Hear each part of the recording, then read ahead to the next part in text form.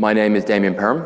I work for Allied Irish Banks out of Dublin in Ireland, which is Ireland's #1 retail bank. My role is as I'm head of payments technology, and I also am responsible for our Service Insights program with Splunk. So today we're going to be talking a little bit about our journey with Splunk, what we've been doing, what we got out of it, and what we're doing next. So let's go. I don't think I need to allow you to. I'm sure everyone's already read the disclaimer. So first of all, why would we do this? Why use Splunk? Why do we need insights at all? So some of you may work in financial services or not. It's a highly regulated environment. A lot of pressure from regulators to prove that you can protect service. A lot of pressure to report things quickly. Particularly in the payments and digital channel space, which is a lot of what we'll be talking about. It's very much a 24/7 landscape. Customers expect services to work all the time and be fast, be available. And it's also a highly complex landscape.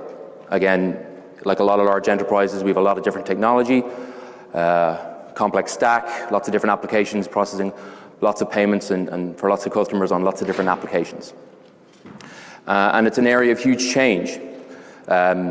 Obviously, everyone knows about the fast pace of technological change anyway, but actually, even within AIB as a bank, we've been going through a lot of transformation programs. So if you go back to banking crisis time, when things would have been very stale for the bones of, at least 7, 8, 9 years, and since then, obviously now, major transformation programs to try and get all the technology to catch up with what we should have been doing during the bad times.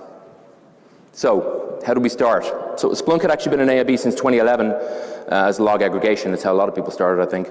But we had a particular rocky patch around 2014, and as technology leaders, we kind of came together and realized, our guys who are trying to make these things work don't have the information that they need. They can't see what's going on, and they don't know when things have broken or haven't happened. So we didn't have certainty over things like had every single payment processed on every single product. So our first target was what we call business activity monitoring. And that was about trying to track, really under 3 principles. First of all, we wanted absolute integrity. We wanted to correlate every step of every payment from beginning to a valid endpoint on every product. The second thing we wanted to measure the performance of those processes, particularly as they pertained to the customer experience. And the final thing is we wanted to see trends, and we wanted to see if Splunk could help us do these things. So this is like your beginnings of Splunk, and you've got your core Splunk dashboards, and we were, beginning this thing of trying to predict what we would expect to see in terms of volumes and trends, in terms of how much is happening and how fast it's happening. And the dashboards look kind of like this. And we had a lot of success with this, and it gave us improvements in SLA times, and it gave us better mean time to resolution, and we could see things that were happening. And that was all great. So now we had lovely end-to-end integrity over business processes. But one of the reasons we picked Splunk when we first did BAM was because for people like myself who were kind of looking at and trying to help choose what product we would use, we loved the fact that there was already application log data in there, and we were excited by the possibility that when we did the service piece across the top, we would potentially be able to help make that meet with the technology stuff going down the other direction. And this is where ITSI came in. So we wanted to get the technology stack information to match up with what we were looking at on the business service side. Okay, so how do we do this? So some of you guys might have done this before. A service topology. The idea here is to map out a service. There's a very rough dive. That's a photograph taken during the service topology session when we were trying to map out, okay, so what are we we'll take like the mobile app, or mobile, I'm in the US, the mobile app, and look, okay, what are we going to track from a customer perspective? We're going to track authenticate, log in, make a payment. And then what are the key, basically customer experience KPIs we want to track? And then on the flip side of that, on the right-hand side, what are the pieces of technology that will tell us, that are relevant to that experience? So you map that out in the basic sense. And then on the bottom, you can see in ITSI terms, when we were looking at those KPIs, we also wanted to see and prove at ITSI, not only can we create KPIs off the searches on the data, can we also use the machine learning in ITSI to do anomaly detection? So those are the 2 things we really wanted to prove. Would the KPIs be useful? Could we draw them up to get a service view? And could we use the machine learning? And there you can see basically a screenshot of a data model. We're doing data modeling where the line is the actual data, and you can see above and below where it would tell you things are amber or red when it's not happy with what it's seeing. So the initial POC, the mobile payment journey, you can see the customer experience on the left, you can see the technology health on the right, rolling into a service score for the customer journey, a service score for technology, and a service score overall, okay? And so you can see this is meant to be very much a real-time view, or near real-time, so within about a minute, about as close as you can get, allowing for index time and searches to run. So calculating service health scores in real time, monitoring 24/7, and then the idea was to see, could we see what was happening when it was happening, and could we potentially get to the point where we could prevent things from happening. The drill down on the glass table, the idea was, or the principle was, 3 clicks to root cause. So the idea is you click past the table into technology, you get a drill down on some more health scores in technology, and then when you click there again, now you should be getting to the individual KPI that's telling you exactly what's happening. So how do we get on? This was a significant moment for us in the project. The reason being, the POC was running, but we weren't actually alerting yet. But what happened was we had an actual outage, and we went back to look at Splunk and said, could this have helped us? Would it have told us what the customer was experiencing? Would it have told us where in the technology we were having a problem? And would it have told us before so that we could have prevented the incident? So this is what it looked like during the incident. Shortly after 9 a.m. on the mobile app, customers are having a horrible time, and it's identified the API side of the application. And the answer is, it could have. So we looked in and we drilled down to the KPI, and we could see the response time was flagging. Anomaly detection and the machine learning said, for this time of day, for this day of the week, I'm unhappy with that response time at 6 a.m. If we had been alerting, we would have had over 3 hours to attack and resolve that incident. And we know based on the incident and what it was, that it wouldn't have taken 3 hours to resolve. So we could have prevented this incident. So this is very powerful in terms of buy-in, as I'm sure you can imagine. So what next? So what's happened since then is we spent a lot of time trying to roll ITSI out across a bunch of services, very much focusing on customer digital channels and our business and personal side, as well as our payment services and payments applications. So that means glass tables for the service, glass tables sometimes for the applications themselves based on maybe some of the infrastructure, and glass tables for underlying infrastructure as well, which we'll show you now. The big thing here, obviously, and we'll talk a little bit about in more detail here, but we have seen, and we've got at least 24 proper outages prevented by the ability to see things creeping, statistics changing, whether it's memory, disk, response times, there's things that are drifting. Because, if we go back to our experience in a war room beforehand, when you ask people to look at the tooling we would typically use, people are looking point in time. They can't see what it was. And also that they can't see it versus a trend. They don't know what it means. So someone says, I'm looking at it, it says 200 milliseconds, it looks good. 200 milliseconds is good, right? Well, actually, no, it's normally 20, so that's crap. Yeah. And that's the power of what we were seeing with this, as in the anomaly detection telling you, I don't care how fast it is, it's wrong, and it's going the wrong direction. And you'll see with some examples here where this has really worked for us. So this is an outage we actually prevented. NAT/IP connections, that'll mean something to some people. Creeping up basically, so 4:30 p.m. it goes, hello, not happy, these are climbing and climbing. They're just going up and up and up, and they're higher than they should be for this time of day, for this day of the week. So people are getting in, they're having a look at it, and it's actually off the graph in terms of the resolution, just in terms of the screenshot we took here, but going past 5:15, before it became fatal for the service, the resolution was performed, and we know from a previous incident, this would have actually caused a full outage on the mobile app. So this was it actively doing its job. This is one of many examples where we have prevented incidents simply by looking at data that otherwise might be pretty innocuous. Because on its own, those levels of connections, nobody's particularly looking at that type of thing, and without the trend, without the anomaly detection, it wouldn't have any meaning.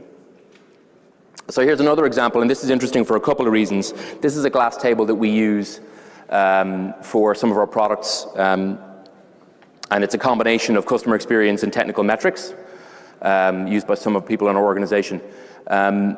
What's going on here is, this is the glass table alerting during a change on a weekend, which was meant to be non-impacting at the network layer. So a change was approved to go ahead, there'll be no impact, go ahead guys, no problem, impact alert, hang on. We've got all sorts of problems here on the mobile app, we've got all sorts of problems with payment processing, this is no good. We could see exactly based on when these alerts and the data started to change that it was timed perfectly with the change, back the change out, you see this go back to green, and you know you're good. And there's a couple of things important about that, particularly when we talk about change verification. So if you're making changes, whether you expect them to have an impact or not, you can see if it's having an impact. If it is having an impact or you're having an incident, you can see when the customer has got their service back the way it should be. So this is very powerful for us, and we now use it consistently. Not just these glass tables, but others, because there's too many to show you, for specific apps and stuff like that, where people can have a look and go, well, when you've done your change, watch the glass table. Check it during, check it after, are we good? So, I mentioned a bit about the fact that we've done glass tables on the infrastructure side, and it's key to, I think, a lot of the success we've had in our ability to really build out ITSI. So, I talked about the fact that we wanted to obviously get the service view, but also cut into the stack. And obviously that starts probably with the application log data, because that's always the first stuff in Splunk, right? But we wanted to get more. We didn't just want app data. We wanted to get server data. We wanted to get database data. We want all that stuff. So that's a bit more challenging to go to infrastructure teams. But in large enterprises, these are different organizations. And you've got to convince these guys to give you data they think you won't understand or know how to use. So our approach, which has been very successful, will be to engage these teams to show them what's good about Splunk, but to build a glass table for them, for their use, that they can benefit from, with their input, and then to take the KPIs from that we can build into our view of our application health and our service health. So both sides benefit, yeah? And that's the approach we've taken with databases, the approach we've taken with MQ, the approach we've taken with Unix servers, and it's been much more beneficial. And, I mean, there's other reasons why it's really important. Because obviously, again, in my experience, it's application guys and developers and people running application level stuff that tend to be most interested in Splunk. And a lot of the infra layer stuff tends to have other monitoring and isn't it keyed up into this kind of thing. So getting these guys into it's very important, because when you're in the war room, you want everyone looking at the same data. And you really want them to agree on what that should be. And if you've got some data saying, well, Splunk's telling me that you're the problem, and he goes, well, I don't use Splunk and I don't know what your data is, so no. You can lose time arguing over whether the data is the right data and who agreed what it was and what it means and everything else. So that collaboration, that buy-in at the infrastructure layer to get them using Splunk was very, very important. We have lost the presentation. Any idea why? Did I bump into something? And we're back.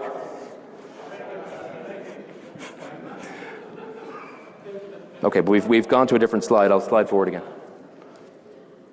Sorry, I'll slide forward again, guys. Apologies. So this is our Oracle Private Cloud. And the idea here was to get a picture of everything we have in our private cloud across our 11G and 12C rack. This actual dashboard is actually a combo dashboard of ITSI and core Splunk. And the reason for that is that we wanted to actually see services jump across the rack, which we couldn't do if we used just one approach. If we just use ITSI, it would be too static. But on the other hand, in terms of the service health score and the SQL response time tracking, we wanted that to come from ITSI because we wanted to use the anomaly detection. So it's a nice combo of both, and it's been very useful for us. So this is a drill down of that dashboard. Some interesting things here. You've got a pie chart there showing you your top SQL. On the right-hand side, you can drill into an individual SQL ID to have a look at how it's getting on in relation to what we would normally expect. And in this particular example, what you're seeing at the top there is in a time window where the application is using more than expected DB time, and you're identifying it down to an individual SQL ID, which gets you right down into having a look at what your problem is. So very, very useful if you're trying to tune your SQL or trying to figure out what's going on in the data sense, in the table, or with the SQL itself that could be causing that problem. So another good example of what we've done with infrastructure is with MQ. We use a lot of MQ in AIB, particularly in kind of areas like payments, because we like the persistence it offers. It is IBM MQ, and we got a lot of different implementations of it on various technologies. We built an actual an app for this one, Modular Input, and this is basically collecting both basically health status, you can see there, as well as performance stats by running commands through the Modular Input against the MQ applications. And we have this working against our MQ implementations on the mainframe, on distributed, and on appliance. So this is piloting at the moment in production for us. And again, exactly the same idea. Build it for the MQ guys, agree what the key KPIs are with them, take a subset of those KPIs, roll them back under your view of the health of your application and ultimately the health of your over wider service. So the same principle being applied there. A lot of really good work from our guys in to make that happen. Oh, this is one I missed, actually. Sorry, this is a slide slightly out of order. This is actually just another example coming off the back of the database one. Should have been one slide earlier, showing the service health score dying here and our response times, that's our payment services hub, flying up. And what you see here from the glass table is we can go straight to DBAs because these are KPIs they agreed with us for their glass table that we've drawn into our glass table saying, listen guys, our SQL response time and our DBCP2 ratio are off the charts in terms of where they would normally expect them to be. So there can't be any argument over where the problem is and what needs to be looked at. So that allows us to attack the issue really, really fast. So I suppose to quickly summarize on the ITSI side, basically what we've done, you can see there services, entities, KPIs, numbers of glass tables. We've done a lot of good stuff. It's predominantly in our, like I said, in our digital channels and our payment space. The look forward is to do that for more platforms, and obviously the desire to get more data. So at the moment, the data we have from the infrastructure layer is predominantly in the kind of the Unix space, the Oracle database space, and the MQ space. But obviously we do have network data in there. We just haven't done the ITSI stuff for it, and we want stuff from storage. We'd really love to get stuff from mainframe because we got a lot of stuff on Z as well. So there's lots more we'd like to be doing, and obviously those glass tables get richer and richer the more data you add in. So that's all to come. Yeah, our journey with this, now is, we've got 400 people using Splunk now. 100 people use it every day. More than 100 people use it every day. We've got TVs up all over the place where people just love to see what's going on, and they can just look up and see it's green. I have one by my desk. I love to walk in and see the green. The business love to see it. Senior management love to see it. I always encourage people to make sure they've got TVs up showing the wonderful dashboards and visualizations you can build in Splunk because it shows the strength of what it offers. In terms of lessons learned with ITSI, and if some of you attended a session yesterday, they talked about some of these things as well in terms of good practice around the alerting and the machine learning. There's a couple of key things here. With a lot of KPIs, you need to use base searches. If you're not using base searches, you're going to cream yourself in terms of performance. ITSI is pretty heavy on the tin. Thresholding is very important in terms of what you alert and how often you alert. The thing about having a lot of KPIs is a lot of them can end up alerting at the same time. Because obviously if you've got stuff rolling into, we've got an infrastructure thing rolling into the app health, rolling into the service health, they can all start alerting. So you really need to group those KPIs and decide who's going to alert. And then if they're alerting, don't have them alerting every minute. Give yourself a break and give the guys a chance to fix it before you alert again. So the thresholding as to how much of it should happen before you alert or how bad it needs to be before you alert is important. Agreeing what critical really means, I suppose, goes down to the thing of one of the beauties of this with ITSI and the machine learning side of it is you see anomalies as they emerge, but not every anomaly is an incident. It's one of the reasons why we weight the business KPIs higher than the technical, because ultimately we care what's happening with the customer in terms of going with a high severity incident ticket and getting people out of bed. So you need to know what is worthy of investigation and what is an incident either happening or about to happen and what you need to get after. And that does require some time and effort, particularly if you've got a lot of KPIs. Looking at these other ones over here then, filtering KPIs to those that really matter, that's kind of the same point. And tuning rollout to minimize false alerts. You are going to get some false alerts, that's why we would tend to start off soft. So some stuff going to emails and teams just to say, listen, okay, how many are you getting, and are we getting the severities right, but also are we getting the message right? Do you understand when you get the alert and you click through into it, what the heck you're looking at? That communication with the teams, even the application guys, they're not all Splunk guys. So if they get an ITSI alert bringing them to a KPI that says, I'm higher than usual, and he goes, I don't know what this thing is, I don't know what it's telling me about. It's very important that the alerts you send come with some sort of contextual data or a link to a wiki or something which gives them some context as to what they're clicking through, what they're seeing, and what the impact of that is, how it relates to service if it's not immediately obvious from the glass table. Other lessons learned, anomaly detection only where needed. Yeah, so as good as all the machine learning stuff is, and I've been highlighting it here as a real benefit for us, you don't use it for everything. It's all about, when we go back to that original graph I showed you where you're trying to map the data, not all data has a pattern that you can really do good anomaly detection on. So you have to try to pick KPIs where it works, and you need to kind of down select to, using machine learning where it matters, and also picking KPIs that matter. And that's particularly true, again, when we look at some of those infrastructure things. There's a sea of data out of there. There's so many metrics you could gather. You don't need to be told 10 different ways there's a problem. So tuning down to, from 100 or a couple of hundred metrics down to a couple of dozen, or sometimes only a dozen or less, is quite often the best thing. Base searches we talked about, and getting buy-in. I mentioned about the fact use the TVs, and getting the buy-in from the infrastructure guys was key in terms of making this work. I think a lot of the challenge we've had with Splunk, and I hear people come up and talk to me and they say similar things. How do I get management to really want to do this? The proof of concept was helpful for us from that perspective, but what I find is that you need to sell it again and again. If you're not going around your organization showing people what you've done in Splunk and why they need to get on board, people tend to forget, or they think they don't need it. Or even worse, your management think you've already done it and they don't need to invest any further. So they say, well, we've got this lovely glass table there, I assume it covers everything. Well, no, it doesn't. It's got this much of the stack, not this much, and it's got these applications and not those ones. So it's important to keep on talking about what you have and what you don't have. Okay. So I'm going to pass over to my colleague Garvan now, who's going to talk a little bit about our journey on the architecture side, and then I'll come back in a minute to talk about where we're going next. Cheers, thanks, Damien. Sorry. You can hear me okay, yeah? Yeah, you're on. Yeah, okay.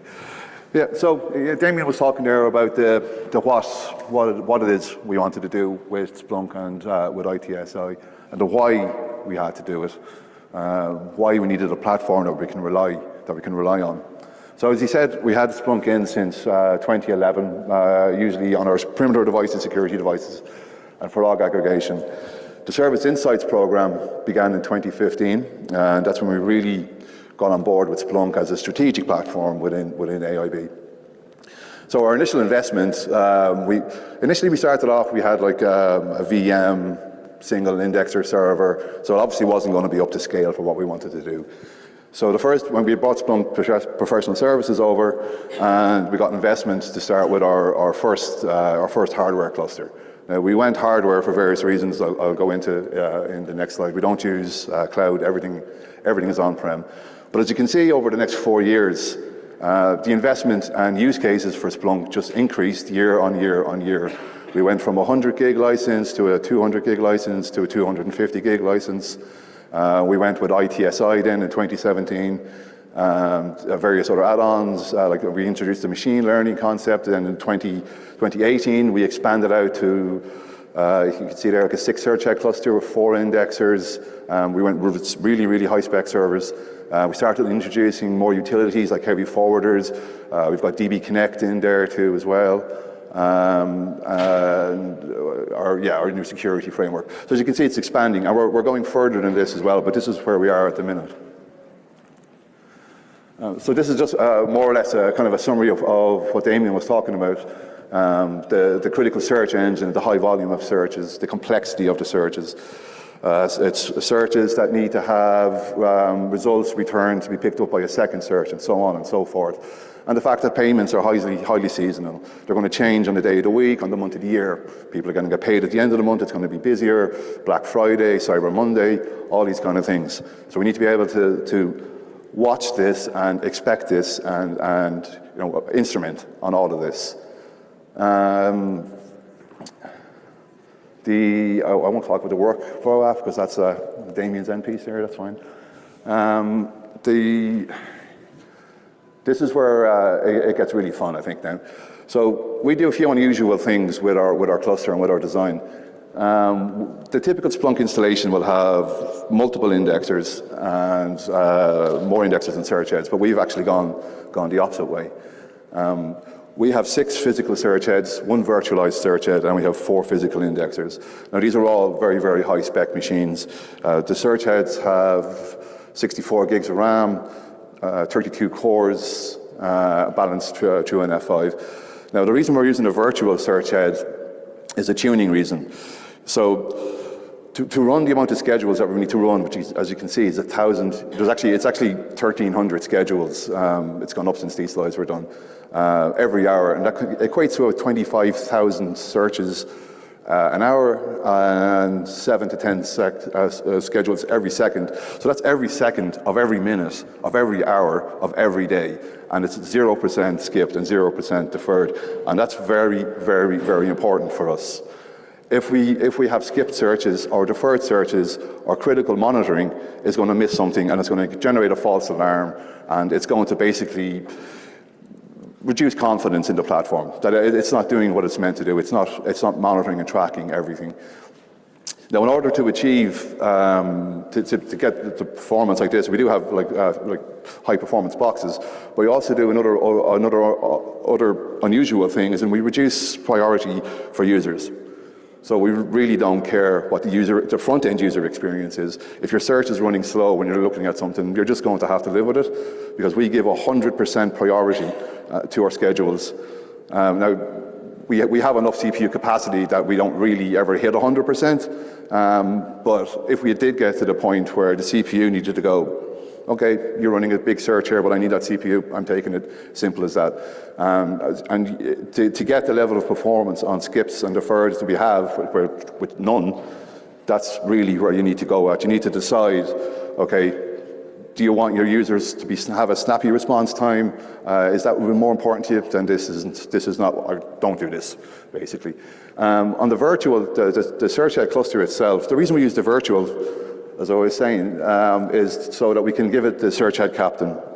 Now, it's not in the F5 pool, and it's not allowed to run ad hocs, so it's just this virtual entity that sits there floating between our two data centers. It allows us to run all of our searches on our physical machines, so we're not delegating with one machine, which would reduce 1/6 capacity, and then we'd only be really running our schedules on 5. So we need to use all 6 machines. And the reason we're using 6 machines as opposed to not having 6 indexers is the amount of schedules that we need to run. We don't run schedules on the indexers, we run them on the physical machines. So we need a lot of capacity on our search head cluster to deliver on these unique searches. And these are just increasing. We're probably going up at about 100 a month. So that's why we have this. And another interesting thing about the virtual server, we could lose an entire data center, and we could still have our 3 physicals and 1 virtual. We could lose an entire data center and our VMware stack, and we would still have 3 running search heads. So effectively, we can operate on 40% of our capacity. Now, the performance probably wouldn't be as good, I have to admit, but the service would still be available.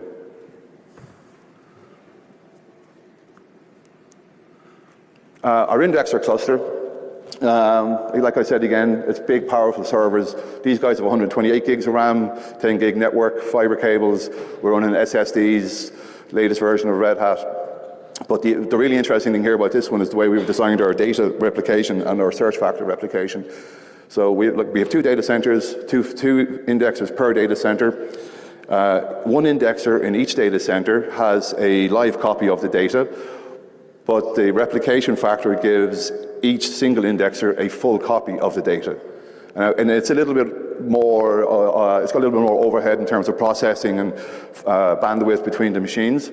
But what it effectively means is that if we lost 1 data center and then 1 physical machine in the other data center, we can still run. It goes back to our being able to operate on 40% capacity. So it's highly, highly fault tolerant, and it needs to be that way because of the way we're running it. This is just a little bit about our user access controls. So when we had Splunk initially, there was no control. It was a real Wild West. Anybody could do whatever they wanted. It was fine. But when we brought it into the payment space, obviously, as Damien was saying, it's very regulated. So that obviously we couldn't continue that way. So when we set up our COE, we decided, right, we're going to do a group to role mapping. We're going to decide a bunch of services are going to have a bunch of indexes, and then we will give roles assigned to those. And we've really restricted the user role too as well. So a default role now in our organization, you can't search for more than 3 months. You can't schedule anything, again, because schedules are really, really, really important to us. So we look at the majority of people are going to want just to have a look at a bit of data, and that's fine. So then we've created a power user role, and the power user role, it's a higher level than your default Splunk power user role. It's not that far off an administrator role. It's able to create knowledge objects, share knowledge objects. The KPIs that Damien was showing earlier, a power user will write this. So someone will come along and they say, oh, I've created a search and we've got this new function in this new app and we need to monitor this. They'll create that, they'll show this. They'll go to someone on the power user and they'll say, yeah, okay, we have this. They'll review the schedules that we're running, say, yeah, this is new, we need this. And then they'll add it in and they can expose this out then as a public knowledge object and back to ITSI. So this allows us to have, especially when you think of Oracle, when we have these hundreds and hundreds of services in there, and some team wants to get in and get a service out of Oracle, but they don't really know anything about Splunk, so that's fine. So the DBAs will go in, take their KPI that they want, and expose it back out to this team, and they don't even have to have anything to do with Splunk. And it also, obviously, it's important in terms of our compliance, like GDPR in Europe is a very, very strict compliance. One of the tenets of it is security, privacy by design. So yeah, we really have to be sure that we know exactly who can see what data and then who can do what with that data. And that's basically what these two roles give us. Right, and I will hand you back to Damien. Now that was a very, very fast overview, and I'm more than willing to go into more technical detail with people afterwards, but there's just not really a whole lot more time to talk about it. Thanks. Cheers, Garvan. Yeah. Okay, so we're flying along. We're nearly out of time as well. So what's next? So obviously, we talked about a Service Insights program and the need for insight, but I think we always have to ask ourselves what we're looking to do next. And obviously, having gained insight, look, again, as a technology leader of a lot of people who support various applications, I need to be thinking about how I can best enable those people to do their jobs, but best enable the company to get the most out of those people and the technology that we have. So getting real-time insight on a 24-hour basis is great, but if you're still relying on people to be in the office or to log in on call, which takes time, it's not necessarily so great. So what we wanted to have a look at is how we could drive forward in terms of using insight into taking action. So what we did here was we decided to build an app to build workflows, where a Splunk alert or a schedule could allow us to basically to take further action. Because obviously an alert in a lot of cases is a trigger for further investigation, where you need a user to go in and check out the alert and see what it means and see is it real or we just missed some index data. In a lot of cases what you want to do is you want to run some more searches or you want to take some action. You either know what to do and it's a simple fix, or you want to do further diagnostics. So we said, what if we could automate further diagnostics, the kind of searches you don't want to run all day every day, or the kind of actions you don't want to run all day every day, maybe like a DB Connect out to run some SQL against the back end to confirm exactly what's going on. You don't want to do it all the time, but you might be happy to do it if you got an alert that triggered it. So the app, which we're piloting at the moment, has kind of two goals. One is to enable us to create workflows which will be triggered off a search, and the other is to basically allow users who aren't necessarily Splunk developers to create these workflows. So what we have here is an example where we basically create custom commands for things like updating a BMC remedy ticket, or selecting from the list of stored procedures the guys would manually use against the database already, and say, what if we just make those selectable from Splunk so that Splunk can take that action? You select the different steps you want to do in the workflow, in what order, and it will literally write the SPL for you.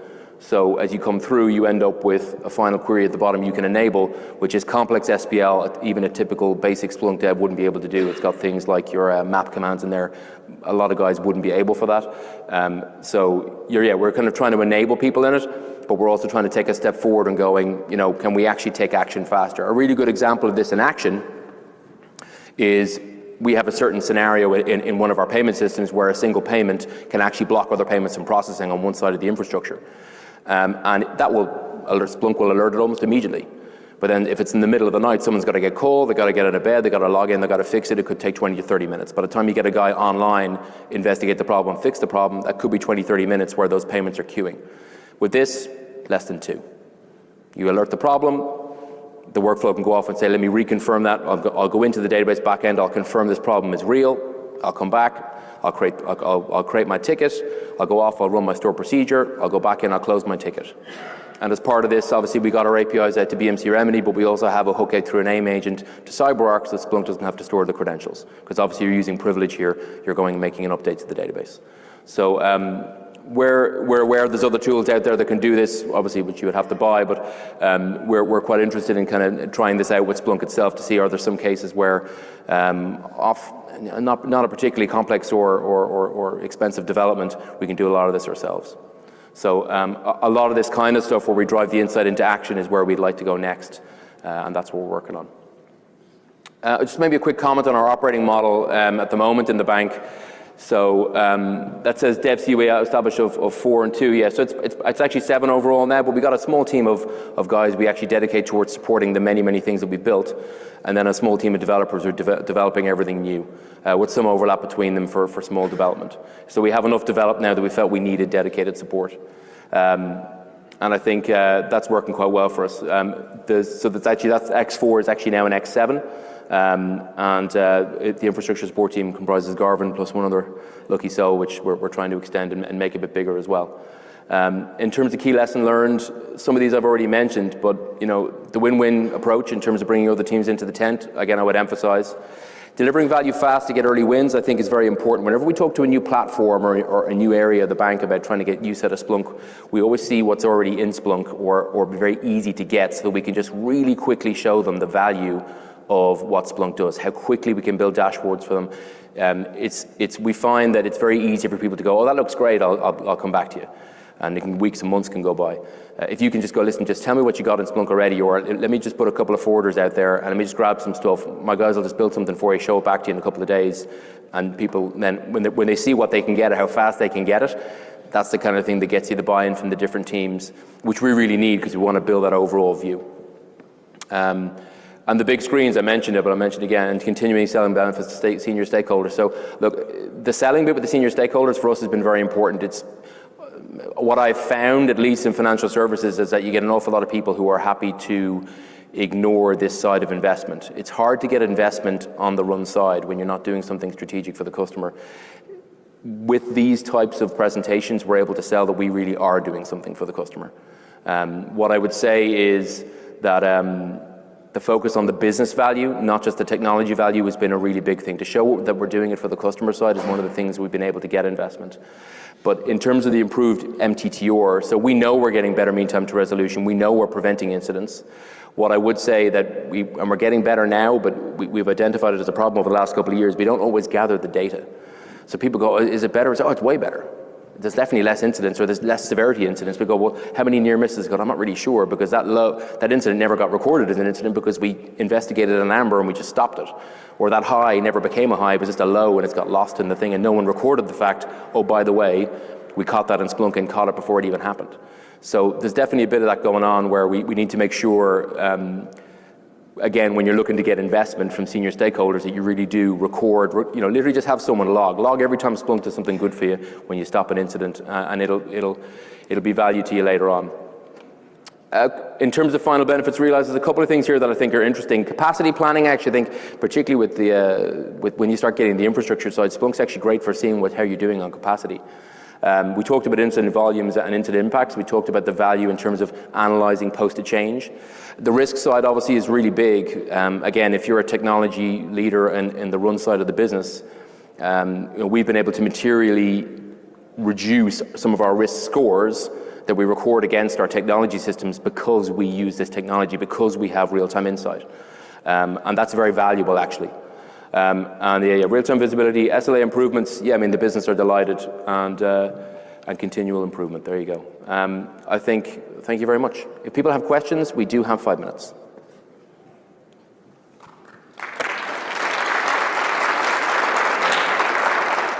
Anybody?